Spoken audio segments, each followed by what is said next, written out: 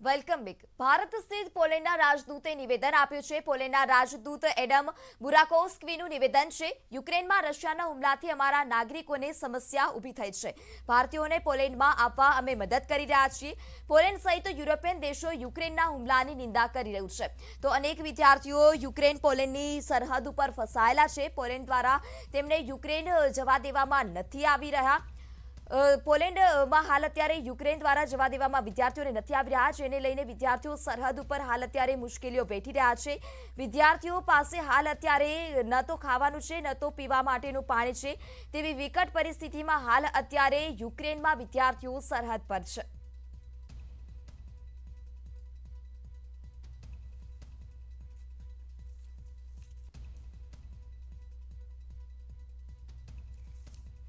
તો રાજેન્દ્ર ત્રિવેદી અમારી સાથે જોડાઈ ચૂક્યા છે, કેબિનેટ મંત્રી. જી સર, યુક્રેનમાં વિદ્યાર્થીઓ હાલ અત્યારે ફસાયા છે. અનેક વિકટ પરિસ્થિતિનો તેઓ સામનો કરી રહ્યા છે. તેમની માનસિક યાતના પણ તેઓ દાખવી રહ્યા છે.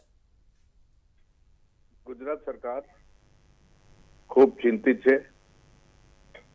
કેન્દ્ર સરકારમાં આદરણીય પ્રધાનમંત્રી નરેન્દ્ર મોદીજીના ઘનિષ્ઠ પ્રયાસોથી ઘણા વિદ્યાર્થીઓ પરત ફરી શક્યા છે અને આજે પણ લગભગ 44 વિદ્યાર્થીઓ અન્ય વિદ્યાર્થીઓ સહિત દિલ્હીમાં ઉતરી ચૂક્યા છે, જેમને 3 વાગે વોલ્વોની બસમાં અહીંયા ગુજરાતમાં લાવવાના છીએ.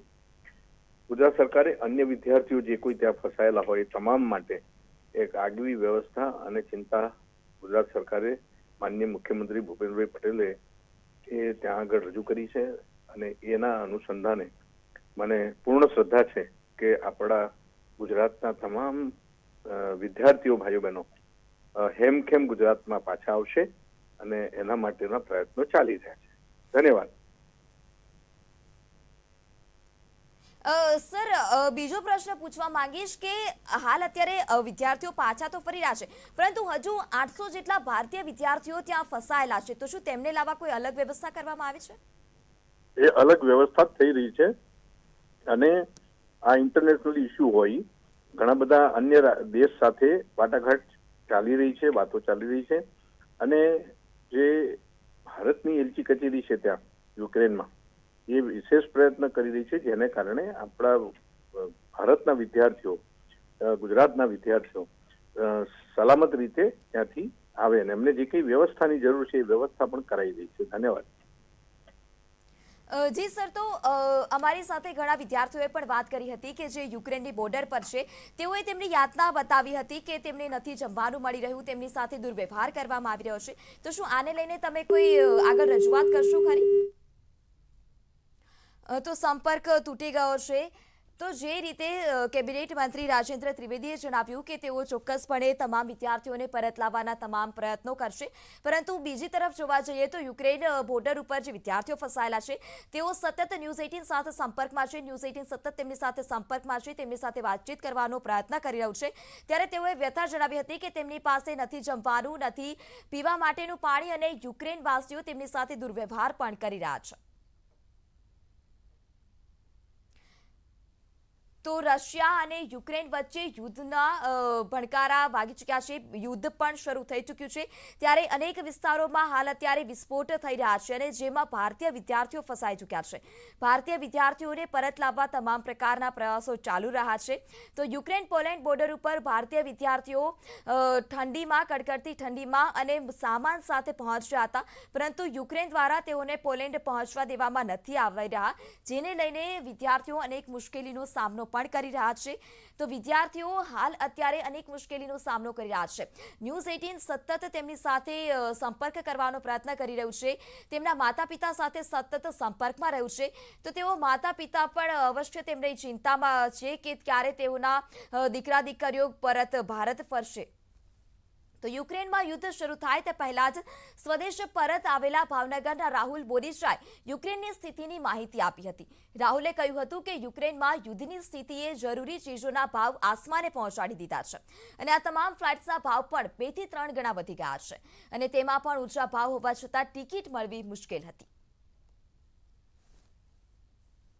મેં પહેલાં એક ટિકિટ બુક કરી હતી, 10 તારીખની હતી, 10 માર્ચની. કારણ કે એ પહેલાંની ટિકિટ મળતી નહોતી, જે મળતી હતી એક 1.5 લાખ રૂપિયાની હતી અને જે પોસાય એમ હતી નહીં કોઈને બી. એટલે છેલ્લે પછી છતાં અમે દેખતા રહેતા હતા કે એની પહેલાંના સમયગાળામાં અમને થોડી બજેટમાં ટિકિટ મળી જાય તો જોઈ. પણ એક દિવસ મારા નસીબ સારા કે મને ટિકિટ મળી ગઈ એક દિવસે, અને જે દિવસે હું આવ્યો મને 22 તારીખે મેં જોયું અને મેં બુક કરી ટિકિટ, અને 23 તારીખની ફ્લાઇટ હતી મારી કીવથી. હું ઓડેસા રહ્યો છું એટલે ઓડેસાથી કીવ હું એ દિવસે બસમાં ગયો રાતના, જે મારે લગભગ 9 થી 10 કલાકનો સફર એ હું ગયો. અને પછી કીવથી મારી બપોરે 2 વાગ્યાની ફ્લાઇટ હતી. મને લાગે છે કે એ દિવસે જે ફ્લાઇટ હતી એ છેલ્લી ફ્લાઇટ હતી, કારણ કે એની પછી વહેલી સવારે પોર્ટની શરૂ થઈ ગઈ હતી. સંકટ મોચક એર ઇન્ડિયા મે 1994 યમનમાં ફસાયેલા ભારતીયોને સુરક્ષિત બચાવાયા. 1994માં મુંબઈથી યમનની રાજધાની સના સુધી વિશેષ ઉડાન રહી. સપ્ટેમ્બર 1996માં જેમની પાસે યુએસએની પરમિટ નહોતી તેમના માટે આયોજન કરવામાં આવ્યું હતું. 1996માં એર ઇન્ડિયાએ ઓપરેશન એમએનસી એરલિફ્ટ પણ શરૂ કર્યું હતું. ઓક્ટોબર 1997માં સાઉદી અરેબિયામાં ફસાયેલા ભારતીયોને સુરક્ષિત બચાવવામાં આવ્યા હતા.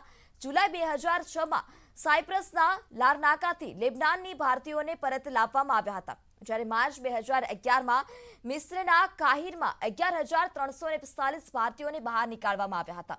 ઓગસ્ટ 2014માં બિલિયા માલ્ટામાં ફસાયેલા ભારતીયો માટે ઓપરેશન કરવામાં આવ્યું હતું. ટ્યુનિશિયાના જર્બો સુધી ઉડાન ભરી અને 1200થી વધારે લોકોને સુરક્ષિત રીતે બચાવી લેવામાં આવ્યા હતા.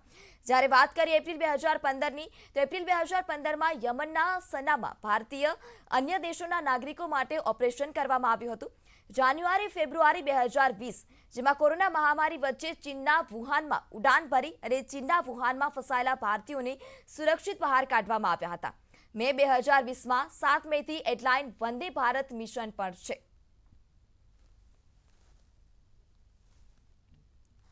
તો પોલેન્ડ સરહદ પર વિદ્યાર્થીઓ ફસાયા છે. આ આખી માહિતી તમને આપી કે પહેલેથી જ અલગ અલગ ઉડાનો ભરી અને અલગ અલગ દેશોમાં ફસાયેલા ભારતીયોને પરત લાવવામાં આવ્યા હતા. તો ઓગસ્ટ 2014માં લિબિયા માલ્ટામાં ફસાયેલા ભારતીયો માટે ઓપરેશન કરવામાં આવ્યું હતું. ટ્યુનિશિયાના જેરબામાં ઉડાન ભરી અને 1200થી વધારે લોકોને સુરક્ષિત બચાવી લેવામાં આવ્યા હતા. એપ્રિલ 2015માં યમનના સનામાં ભારતીય અને અન્ય દેશના નાગરિકો માટે પણ ઓપરેશન કરવામાં આવ્યું હતું. જાન્યુઆરી ફેબ્રુઆરી 2020માં કોરોના મહામારી વચ્ચે ચીનના વુહાનમાં ઉડાન ભરી હતી. ચીનના વુહાનમાં ફસાયેલા ભારતીયોને સુરક્ષિત રીતે બહાર નીકાળવામાં આવ્યા હતા. જ્યારે મે 2020માં 7 મેથી એરલાઇન વંદે ભારત મિશન પર છે. તો આ વખતે ચોક્કસ વિદ્યાર્થીઓને આશા છે કે આ વખતે પણ યુક્રેનમાં ફસાયેલા વિદ્યાર્થીઓને ભારત પરત લાવવામાં આવશે. તો વિદેશ મંત્રી એસ જયશંકરે માહિતી આપી છે યુક્રેનમાં ભારતીયોને પરત લાવવાની કામગીરી હાલ અત્યારે પ્રગતિ પર છે. અમારી ટીમ રાત દિવસ જમીન પર રહી અને કામ કરી રહી છે. હું પણ વ્યક્તિગત રૂપથી નિરીક્ષણ કરી રહ્યો છું. 219 ભારતીય નાગરિકો સાથે ફ્લાઇટ રોમેનિયાથી રવાના થઈ. રોમેનિયાથી મુંબઈ આવશે ભારતીય નાગરિકો.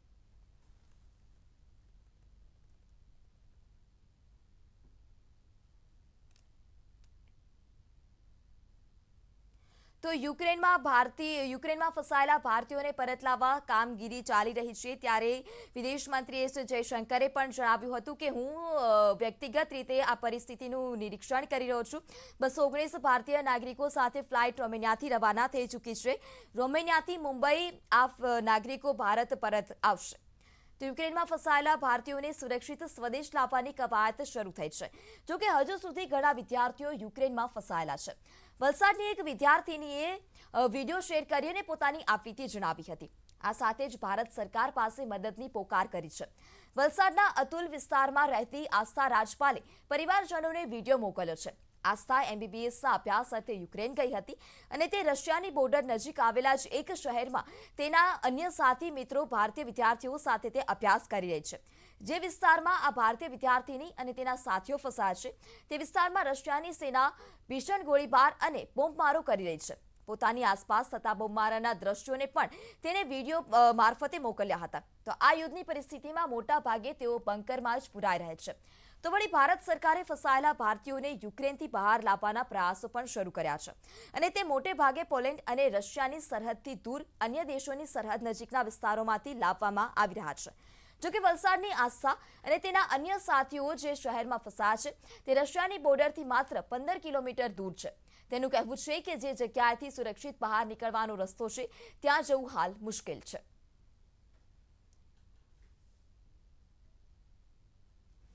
सुमी स्टेट यूनिवर्सिटी से बोल रहे हैं। हम सुमी की साइड हैं, ईस्ट साइड यूक्रेन के। मेरा नाम जिया है। मेरा नाम आस्था है। और मेरा नाम फैसल है।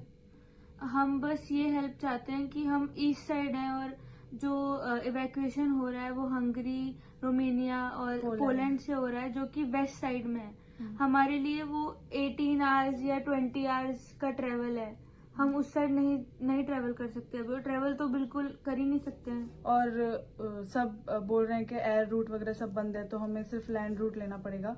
और लैंड रूट में अभी हम जा नहीं सकते क्योंकि पूरे यूक्रेन में सिर्फ और सिर्फ रशियन आर्मी और रशियन ट्रूप्स है, तो वो अलाउ नहीं करेंगे हमें जाने के लिए। तो हम एम्बेसी से ये हेल्प चाहते हैं कि पहले हमारा ट्रांसपोर्ट बॉर्डर तक करवाएं और उसके बाद हमें इंडिया लेके जाया जाए बॉर्डर से, क्योंकि हम बिल्कुल नॉर्थ ईस्ट में रहते हैं, रशियन बॉर्डर पर बिल्कुल। हमारे आसपास कोई और बॉर्डर ही नहीं है। और कल 2 दिन से सुमी में बॉम्ब अटैक हो रहे हैं, फायरिंग हो रही है। और कल एक यूनिवर्सिटी भी इन्होंने जलाई है जहाँ पे मिलिट्री बेस था एक्चुअली, वो यूनिवर्सिटी में ब्लास्ट हुआ है। हमारे यहाँ से 5 किलोमीटर दूर है। તો યુક્રેનના રાષ્ટ્રપતિએ પણ મોટો દાવો કર્યો છે। રશિયન સૈનિકોનો જડબાતોડ જવાબ તેઓએ આપ્યો છે। રશિયાના અનેક ટેન્કને તબાહ કરવાનો દાવો કરવામાં આવ્યો છે। તો યુક્રેનના રાષ્ટ્રપતિએ મોટો દાવો કર્યો છે। અગાઉ પણ અનેક દાવા કરી ચૂક્યા છે કે રશિયાના ટેન્કને તબાહ કરવામાં આવ્યા છે, ત્યારે ફરી યુક્રેનના રાષ્ટ્રપતિએ મોટો દાવો કર્યો છે। રશિયન સૈનિકોને જડબાતોડ જવાબ આપવામાં આવ્યો। રશિયાના અનેક ટેન્કને તબાહ કરાયા છે। તો યુક્રેનના રાષ્ટ્રપતિએ મોટો દાવો કર્યો છે। રશિયન સૈનિકોને જડબાતોડ જવાબ આપવામાં આવ્યો છે। રશિયન સૈનિકો દ્વારા અનેક વિસ્તારોમાં બોમ્બ વિસ્ફોટ કરવામાં આવ્યા હતા, ટેન્કના માધ્યમથી અનેક હુમલા પણ કરવામાં આવ્યા હતા। ત્યારે આ તમામ વચ્ચે યુક્રેનના રાષ્ટ્રપતિએ મોટો દાવો કર્યો છે કે રશિયન સૈનિકોને જડબાતોડ જવાબ આપવામાં આવ્યો। રશિયાના અનેક ટેન્કને પણ તબાહ કરવાનો દાવો યુક્રેન દ્વારા કરાયો છે।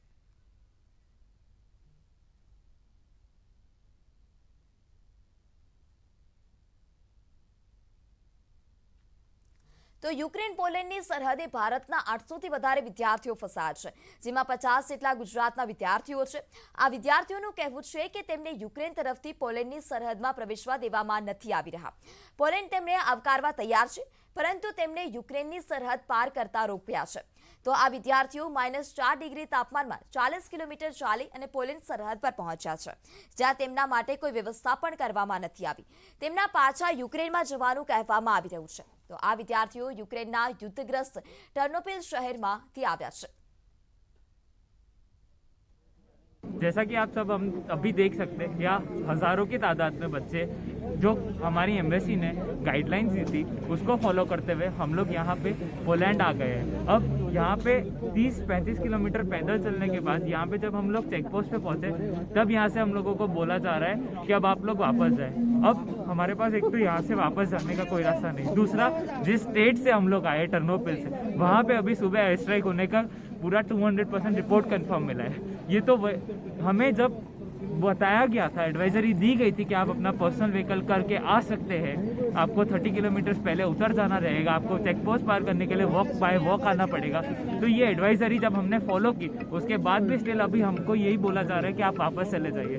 अब हमें ये समझ में नहीं आ रहा कि इतने सारे बच्चे किस तरीके से वापस जाएंगे और हम क्या करेंगे। ये या तो यूक्रेन एम्बेसी की गलती है या इस सिचुएशन को कैसे हैंडल करें हमें समझ में नहीं आ रहा। हम बस ये रिक्वेस्ट करना चाहते हैं, यहाँ से वापस जा पाना हमारे लिए कोई ऑप्शन की बात ही नहीं है। हम बस ये चाहते हैं कि हमें बस पोलैंड में एंट्री देकर के हमें इंडिया बुला लिया जाए जल्द से जल्दी, बिकॉज अब जान को खतरा बढ़ता जा रहा है दिन बर दिन। धन्यवाद। हम सब टर्नोपिल से यहाँ पे पोलैंड और यूक्रेन के बॉर्डर पे खड़े हैं।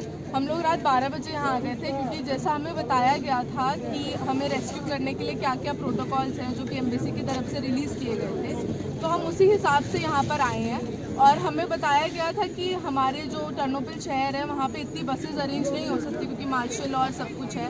तो हमें ये एडवाइस किया गया था जो सीनियर स्टूडेंट्स हैं वो अपने प्राइवेट अकोमोडेशंस करें और यहाँ पर पहुँचें। हम उसी हिसाब से पहुँचे हैं, पैदल आए हैं जैसा कि हमें कहा गया था। पर यहाँ पे बच्चे रात 12 बजे से पैदल आके यूक्रेनियन चेक पोस्ट पे खड़े हैं और अभी सुबह 8:30 बज रहे हैं। टेम्परेचर -1 से -5 हो चुका है। बच्चों के पैर फ्रीज हो रहे हैं, हाथ हो रहे हैं, बच्चों का ब्लड प्रेशर અને હવે